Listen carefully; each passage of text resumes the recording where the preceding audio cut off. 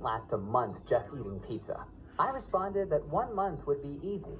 No challenge at all. So he said, good, then let's make a bet. If you eat nothing but pizza for 6 months, I'll give you $10,000 in cash.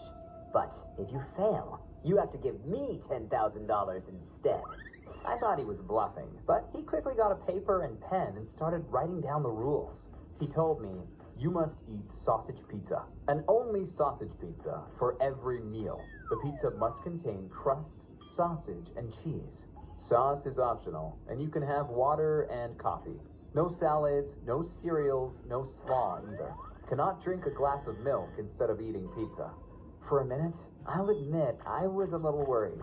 This man was frickin' crazy, but I was determined to beat him. I was a fairly fit guy who exercised regularly. I had that going for me, so I told him, bring it on! 6 months, 10 grand! We shook on it while my girlfriend only shook her head and told us we were mad. The next morning, Uncle George showed up at my door and set up cameras in my kitchen, living room, and on the front porch. I wasn't worried. I said, I love pizza. I'm not gonna cheat. I'll beat you fair and square. He gave me this evil smile. That morning, I went to the farmer's market with my girlfriend Jenny to get fresh cheese and sausage. Then I made a homemade pizza with whole grain flour and sent him a boomerang of me eating it. I like teasing him at every mealtime. Then after 2 weeks, I was out of whole grain pizza base. So I got 2 14-inch pizzas delivered from Domino's and ended up eating both in one meal. I realized that it tasted way better than my homemade healthy pizza. So I started getting pizza delivered every day. I was still working out, so I just burned it all at the gym. But Jenny was in med school, and she kept saying that all these carbohydrates and low-quality fat is going to catch up to you. And sure enough, 2 months later, I put on my running shoes and noticed that they felt too tight. So I looked in the mirror and realized that I looked puffy too, kind of swollen. Jenny said, that's water retention. The only way to fix it is to stop eating that crap. But after 2.5 months, water retention was the least of my worries. I woke up at night with severe acid reflux that burned my throat raw.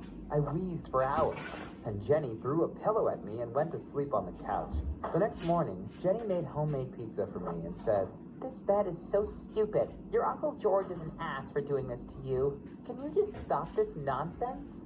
No, I'm going to beat him, even if it costs me my health. It was clear that pizza was making me sick, so I decided to control my portions. But it was impossible to eat just one slice when there was a whole pizza in front of me. That's why Jenny told me, I'm not going to sleep with you anymore if you keep doing this. You're gassy and fat, and I feel like I don't even know this person. Then at my sister's birthday party, I was so bloated I couldn't sit. I undid my jeans button and Jenny saw me. She looked disgusted. I was so embarrassed. But my digestive system was in distress, and around that time, I also completely stopped going to the gym. I just felt so heavy, tired, and miserable. Jenny said, drinking a lot of water will help with the bloat. So I drank 1.5 gallons of water every day, but it didn't help at all. When I, for once, finally got my bloated ass to the gym, I realized I couldn't do much anymore. When I went on the treadmill for 2 minutes, my lungs were on fire, and I had no energy. That afternoon, I decided I should go to a doctor. He told me, pizza is customizable. If you add enough vegetables to keep you extremely high, this diet could give you a heart attack. But I wasn't stopping. I had to beat Uncle George, and I only had 2 months left.